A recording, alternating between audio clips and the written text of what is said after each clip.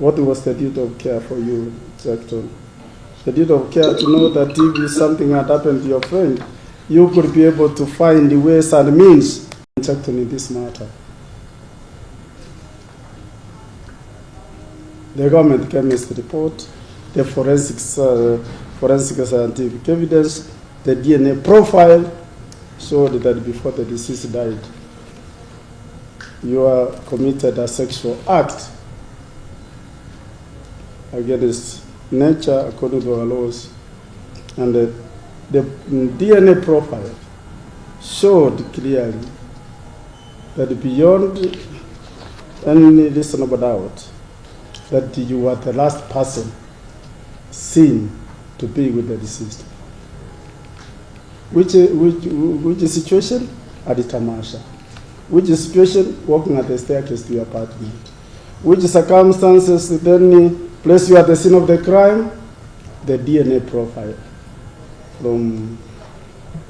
came from the government analyst who found out that the exhibits which were collected from your apartment, the swabs taken over the metallic and within your apartment, within the clothing you had and the deceased, they all pointed to one cumulative evidence that not only did the deceased die because of your unlawful act, but prior to that, you committed a sexual act against this particular victim. I tried to find from the evidence of the witnesses what could have been the motive for a friend so close, for a friend so trusted, for a friend living in the same apartment. I went for an expedition. I could not find what could have been the motive of causing the death of your dear friend. It is death at the time when it was least expected.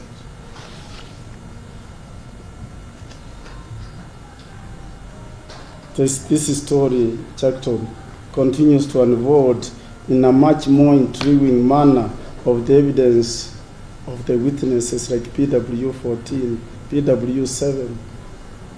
The witness whom you hired a motor vehicle. The unpacking of the goods from the apartment. The staircase leaving Mr. Marshall on the night of that fast. The cry of the deceased person. He was seeking you to forgive him and save his life. But the evidence tells us, even the witnesses who came, the caretaker, went to the apartment and they found a foul stench, and you said, that is actually from the sewer water. They had the same stench when the body of the deceased was recovered at the roadside. It is the same stench which was in the apartment. What was the duty of care for you, Jackson? The duty of care to know that if something had happened to your friend, you could be able to find the ways and means to escort him to a medical facility. It is also established beyond reasonable doubt. Jackson, you are the last seen person. What I call the last seen theory, the theory of last seen.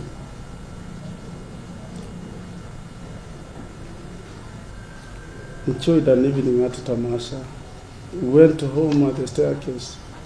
And that was the last time maybe the deceased was seen alive. What does the law require, Jackson, of you? To just tell the court, yes, that I was the last person, last seen with the deceased.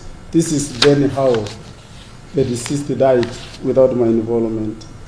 Those were very special circumstances about how you went about committing this crime.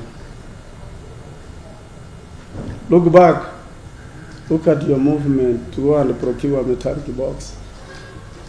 Look back and still back and see how you stabbed your friend's body in this metallic box.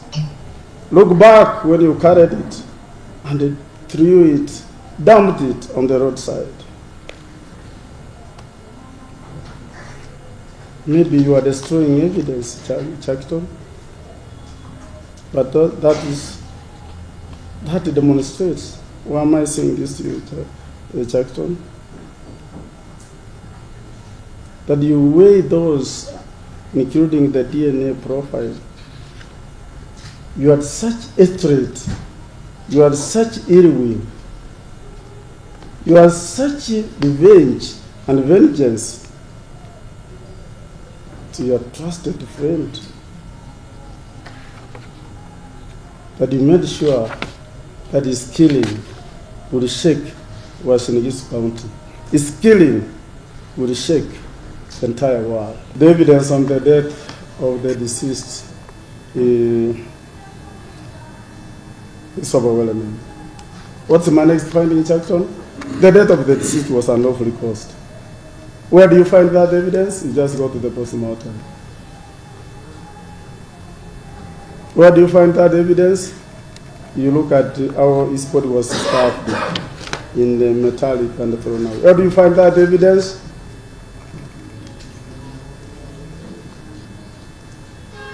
The intimate relationship you had before the deceased met his death. That's a right which is guaranteed, but somebody does not have to die.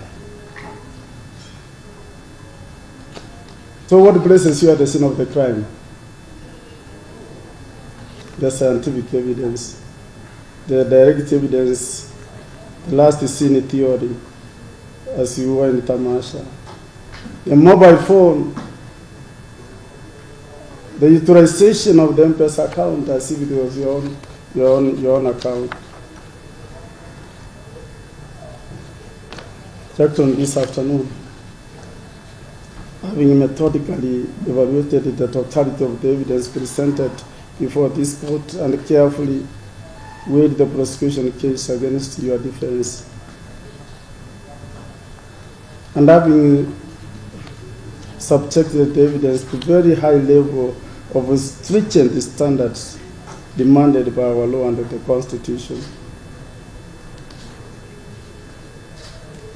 this court arrives at the inescapable conclusion that the accused Jackson Odhiambo, alias Lisa,